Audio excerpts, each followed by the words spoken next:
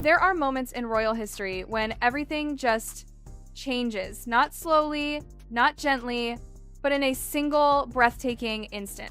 When a name, a crown, a title stops being just a word and becomes the fragile line between power and nothingness. And now, that very line has snapped, and it's Meghan Markle who's caught in the fall. Word inside the palace walls is spreading like wildfire. Whispers turn to murmurs, murmurs to shock. The message was delivered not in public, but quietly, precisely, with royal firmness. Meghan's coveted title, Duchess of Sussex, the name that built her brand, her identity, her very persona, is slipping through her fingers. And this time, there's no coming back. For Meghan, it's unthinkable. The title wasn't just a word, it was her golden ticket. It sold magazines, opened doors, lit up red carpets. It was her armor against criticism and her currency in Hollywood. But the palace, under new, unyielding guidance, has decided the era of borrowed royalty is over. And the decision maker? The one person Meghan could never charm, never sway, never manipulate, Prince William. Because this isn't just about Meghan. It's about the monarchy itself. Insiders say William has taken on a role that no heir has dared embrace for generations. The enforcer, the cleaner, the restorer. He's begun the process to strip titles from those who've tarnished the crown's reputation, and guess whose names top that list? Harry and Meghan. But here's the twist. This isn't revenge. This is protection. William sees it as surgery, not punishment.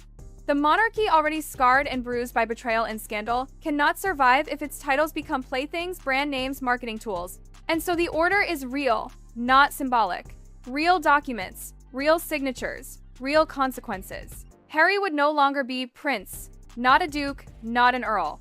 Just Henry Charles Albert David Mountbatten Windsor, a name without a crown, stripped bare of centuries of status. Meghan? Gone is the glamour of Her Royal Highness. She'd simply become Mrs. Mountbatten Windsor, a name that erases every glittering inch of the persona she spent years constructing. And that, for Meghan, is the ultimate nightmare.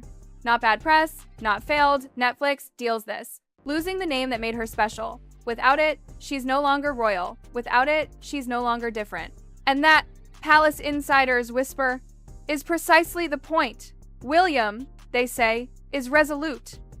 He wants to rebuild the monarchy, clean, credible, untouchable again. And that means cutting loose anyone who's using royal blood for profit. He's even willing to go further, far beyond what anyone expected. He's accepted that even his own children, Princess Charlotte and Prince Louis, may grow up without formal titles until they choose to serve as working royals. Imagine that. A future king willing to strip status from his own kids to prove that a title must be earned, not inherited, not sold. It's that contrast, that deep divide that defines the brothers. Harry clings to titles while rejecting duty. William embraces duty, even if it means letting go of titles. It's painful, it's poetic, and it's history in motion. Insiders say William has had enough. Enough of excuses, chaos, and watching the legacy of his late mother crumble under modern scandal. His patience, gone. His decision, final. The monarchy will no longer bend for Harry and Meghan. It will no longer wait. William has stepped forward as the future king, and a king cannot hesitate. But what triggered this final blow? The answer lies in another royal disaster, one that shook the very core of the palace, the York family scandals. Because while Harry and Meghan were busy building their Hollywood empire, another storm was brewing, and it started with Prince Andrew. Reports began resurfacing about his ties to Jeffrey Epstein, about alleged lies concerning Virginia Roberts, about money trails and royal resources misused to silence voices. Then came Sarah Ferguson Fergie with her own financial mess, rumored to have accepted millions in questionable funds. Whispers inside the palace said the truth was uglier, that the real amount was far greater than what the public ever heard. For William, that was it, the moment of realization. The monarchy couldn't keep shielding the guilty. Not anymore. Not when every new headline chipped away at the very institution he was born to protect. If the crown kept protecting those who abused privilege, it would lose the only thing keeping it alive, its legitimacy. And so began what insiders call the royal cleanup. And when the Yorks fell under scrutiny, the Sussexes, already viewed as disloyal and self-serving, were next in line. Now, imagine Meghan's panic. Because for her, this isn't just about losing status, it's about losing everything. She spent barely 2 years as an active royal, but she built her entire empire on that short moment. Every interview, every project, every PR stunt recycled the same royal stories, the same complaints, the same identity. Without that connection, what's left? Nothing. And the palace knows it. Every time she tried to control her own narrative, rejecting royal doctors during her pregnancy, breaking traditions, keeping everything secret, the whispers grew louder. Questions resurfaced about scans, secrecy, and what exactly was true. Were those rumors fair? Who knows? But they added fuel to the palace's growing discomfort. Meghan had turned the crown into her personal prop, and William had had enough. Then came the final straw, the one move that reportedly sent William over the edge. Meghan allegedly tried to trademark Duchess of Sussex, yes, as if it were a brand name, even went as far as using it as a legal surname. To the palace, this wasn't ambition, it was sacrilege. Royalty turned into marketing, and that's when William acted. Insiders say he made one thing crystal clear to Harry: nothing of their mother, Princess Diana, was to be associated with Meghan ever again, not jewelry, not memorabilia, not even memories. Word spread that Meghan stopped wearing the Cartier watch she once claimed was Diana's. For Meghan, it wasn't just a demand, it was a dagger to the heart, a reminder that she was never Diana, never royal by right, that everything she'd built could be erased with one stroke of royal ink.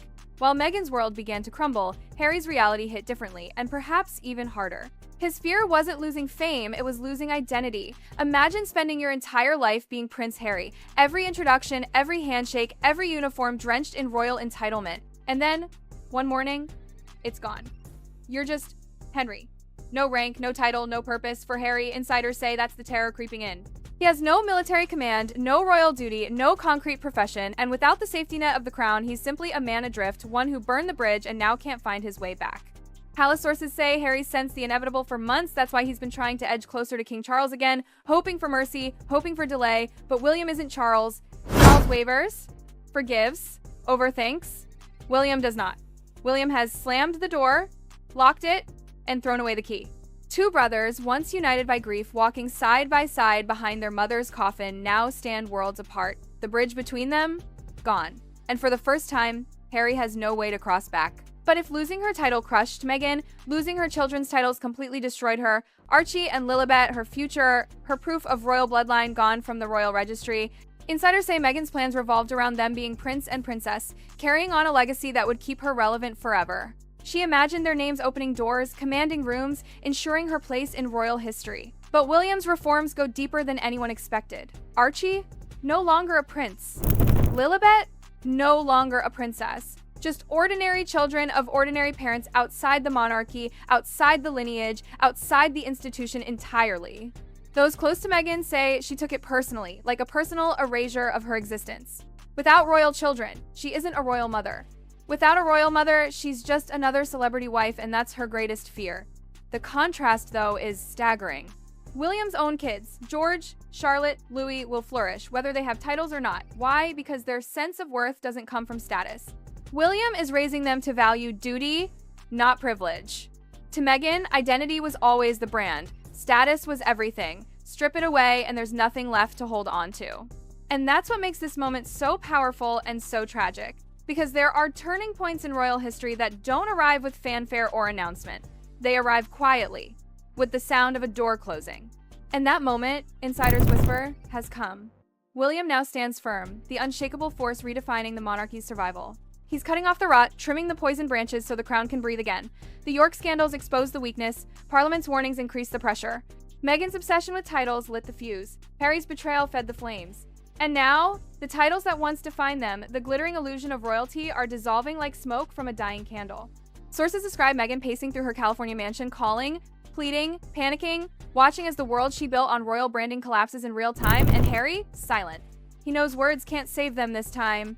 Meanwhile, William remains calm, composed, unshaken, moving forward with the icy precision of a man who knows he's doing what must be done not for revenge, but for the future. When the final announcement comes, whether quietly, suddenly, or in an official declaration, one thing will become painfully clear. Once the titles fall, so does the illusion. The world will see who stood for the crown and who merely stood in its shadow. And as the storm builds above the monarchy, with thunder rumbling through every royal hall and whispering echo, one haunting truth remains, whispered by those who know how the palace truly works. This is not the end. This is only the beginning.